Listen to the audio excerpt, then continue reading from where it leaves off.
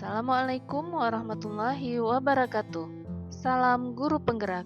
Saya Nur Hasanah, calon guru penggerak angkatan ke-9 dari SMK Negeri 1 Pesangan, Kabupaten Biren. Pada video ini adalah koneksi antar materi pada modul 2.1 tentang pembelajaran berdiferensiasi. Calon guru penggerak melakukan refleksi individu tentang pembelajaran berdiferensiasi dengan menjawab beberapa pertanyaan.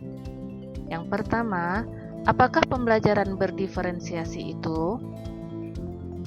Pembelajaran berdiferensiasi adalah serangkaian keputusan masuk akal atau common sense yang dibuat oleh guru yang berorientasi kepada kebutuhan murid. Juga merupakan usaha guru untuk menyesuaikan proses pembelajaran di kelas untuk memenuhi kebutuhan belajar individu murid. Nah, bagaimana hal ini dapat dilakukan di kelas?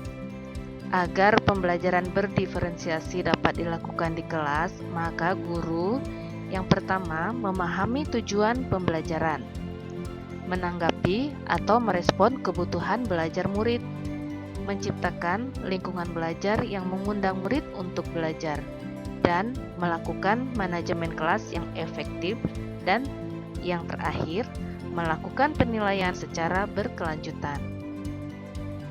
Tomlinson dalam bukunya How to Differentiate Instruction in Mixed Ability Classroom menyebutkan ada 3 aspek kebutuhan belajar murid. Yang pertama adalah kesiapan belajar murid atau readiness, yang kedua minat murid, dan yang ketiga adalah profil belajar murid. Kesiapan belajar murid.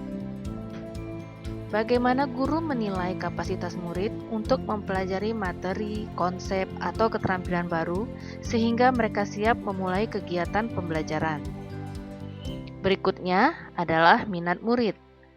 Dengan melakukan pembelajaran berbasis minat, dapat membantu guru untuk mempertimbangkan bagaimana ia dapat mempertahankan atau menarik minat murid-muridnya dalam belajar, karena minat adalah salah satu motivator penting bagi murid untuk dapat terlibat aktif dalam proses pembelajaran.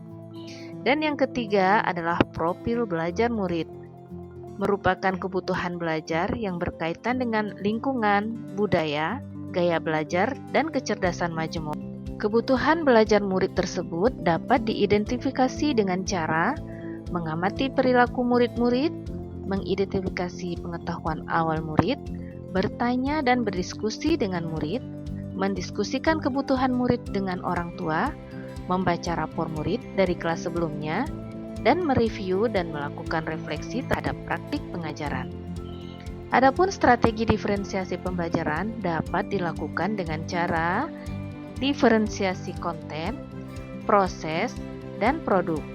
Diferensiasi konten yaitu mendiferensiasikan materi pembelajaran kepada murid berdasarkan kebutuhan, dilihat dari kesiapan belajar murid secara konkret abstrak, minat belajar murid dengan mempersiapkan topik atau materi sesuai minat siswa, profil belajar siswa sesuai gaya belajar, audio, visual, atau kinestetik. Diferensiasi proses adalah usaha untuk membantu murid memahami materi pembelajaran dengan memberi beberapa kegiatan atau scaffolding sesuai dengan kebutuhan murid. Diferensiasi produk merupakan produk berupa tagihan atau hasil yang diharapkan dari murid setelah proses pembelajaran, baik berupa hasil tes, presentasi atau diskusi, pertunjukan, pidato, diagram, dan lainnya yang mencerminkan pemahaman murid dari tujuan yang diharapkan dalam pembelajaran. Keterkaitan antara materi dalam modul pembelajaran berdiferensiasi dengan modul sebelumnya adalah Filosofi Pendidikan Ki Hajar Dewantara pada modul 1.1 dan pembelajaran berdiferensiasi modul 2.1 dapat mewujudkan merdeka belajar. Berdasarkan pemikiran Ki Hajar Dewantara, pendidikan adalah menuntun anak sesuai kodrat alam dan zaman dengan berpihak pada anak sesuai dengan perkembangan minat, bakat, dan potensi anak. Hal ini berkaitan erat dengan pembelajaran berdiferensiasi yang bertujuan memberikan pembelajaran kepada anak dengan cara memetakan kebutuhan murid sesuai kesiapan belajar, minat belajar, dan profil belajar anak. Nilai dan peran guru penggerak pada modul 1.2 dan pembelajaran berdiferensiasi pada modul 2.1 dapat mewujudkan merdeka belajar apabila guru penggerak telah memiliki nilai guru penggerak dan menerapkan peran guru penggerak, di mana nilai guru penggerak meliputi mandiri, reflektif, kolaboratif, inovatif, dan berpihak pada murid.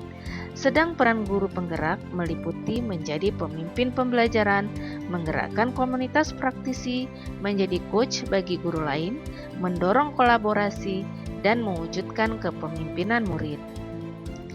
Kaitan dengan modul 1.3 yaitu visi guru penggerak, seorang guru penggerak tentunya memiliki visi untuk mewujudkan merdeka belajar sesuai profil pelajar Pancasila dengan melaksanakan pembelajaran yang berpihak pada murid, yang selaras dengan pembelajaran berdiferensiasi, di mana menyesuaikan kebutuhan belajar anak berdasarkan kesiapan belajar, minat, dan profil belajar anak. Budaya positif pada modul 1.4 merupakan perwujudan dari nilai-nilai atau keyakinan universal yang diterapkan di sekolah. Lingkungan belajar yang mendukung diferensiasi dibangun dengan menerapkan budaya positif seperti pembentukan keyakinan kelas, sehingga setiap orang di dalam kelas saling menghargai, murid merasa aman dan nyaman, menciptakan murid berani dalam mengemukakan pendapat. Guru berkolaborasi dengan murid untuk mencapai pertumbuhan dan kesuksesan bersama. Adanya tanggung jawab masing-masing agar pembentukan dan terciptanya kelas yang efektif. Guru sebagai pemimpin kelas memiliki peran sangat penting dalam mengembangkan lingkungan belajar yang positif. Demikianlah pemaparan saya pada koneksi antar materi modul 1.2 ini. Salam sehat dan bahagia Bapak Ibu calon guru penggerak. Salam guru penggerak. Wassalamualaikum warahmatullahi wabarakatuh.